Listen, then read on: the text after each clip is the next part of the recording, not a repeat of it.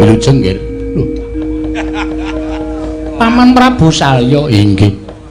Kok mboten mlajar? Ya ini kok mlayu-mlayu. Menapa sampun jamak limaringipun tata cara enggal negari Ngastina? Tata cara ingkang pundi? Tata cara menawi wonten tamu tumungten dipun tinggal lumah-lumah. Ben mapunten. Nek liyane Salya mestine ora padha ngerti, ning nek kula ngerti.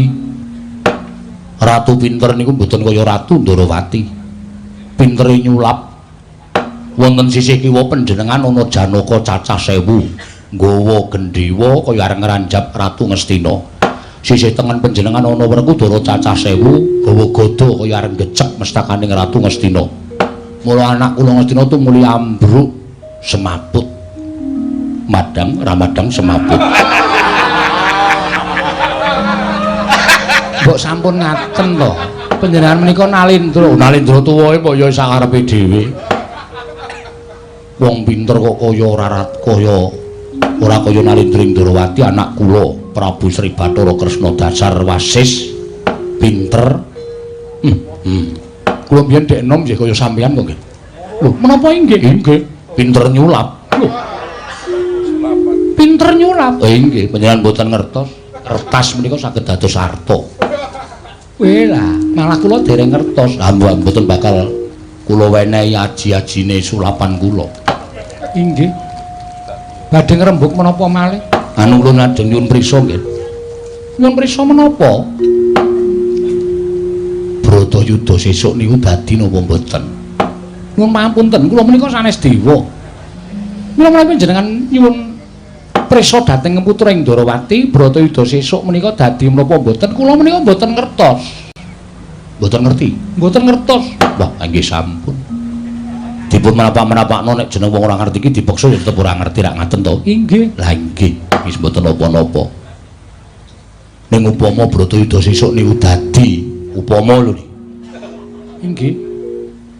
Anak kula Kurawa mungsuh Pandhawa niku upama dadi kira-kira sing menang sapa? Sing menang sing apik, sing ala sing kalah. Monggo sing ala Kurawa tegese sing menang Pandhawa. Lah nek ngoten Bratayuda dadi lho. Weh lah kejeglong aku.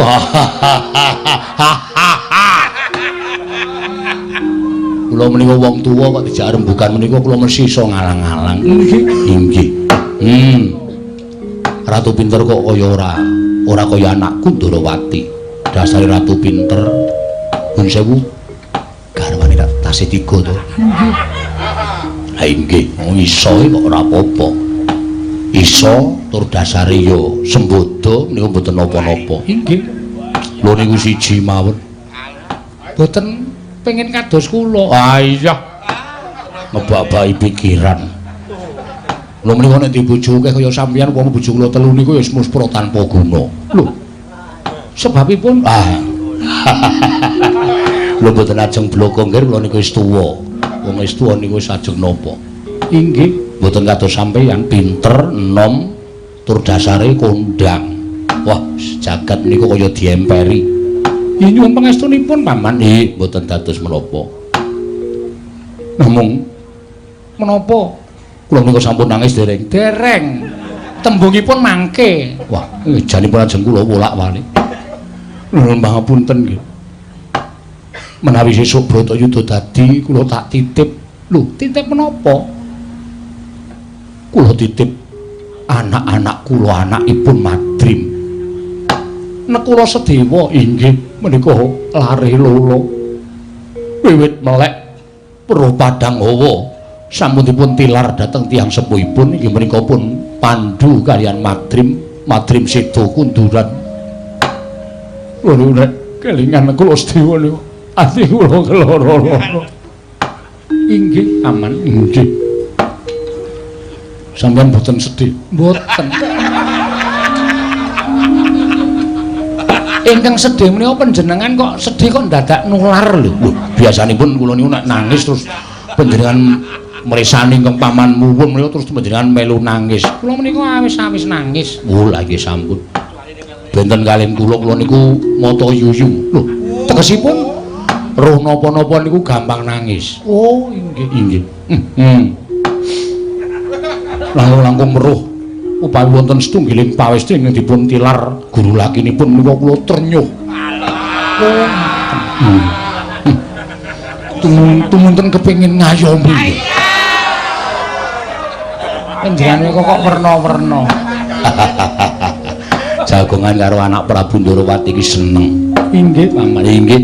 Bijang kula mangsa sadèrènge Bratayuda kula tak dolan teng Ndorowati. Lah monggo, mboten menapa-menapa ning kula repot. Bola. Kados wekdal ingkang sela sadèrèngipun Bratayuda. Inggih. Badhe ningali kelangananipun anak Prabu Ndorowati. Lho, panjenengan prisa kelanganan kula lho. Lho prisa kutut. Nggih to? Kutut. Inggih. Kalian kuda. Inggih ning kudanipun sampun telas. Oh iya. Kantun kutut. Kantun kutut. Kemawon sampun mboten mungel. Ageng menapa boten dipun pejahi kemawon.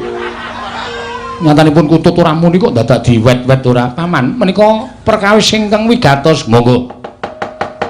Kula aturi nerasaken nanjaken dhateng anak kula ing Ngastina inggih menika anak Prabu Duryudana.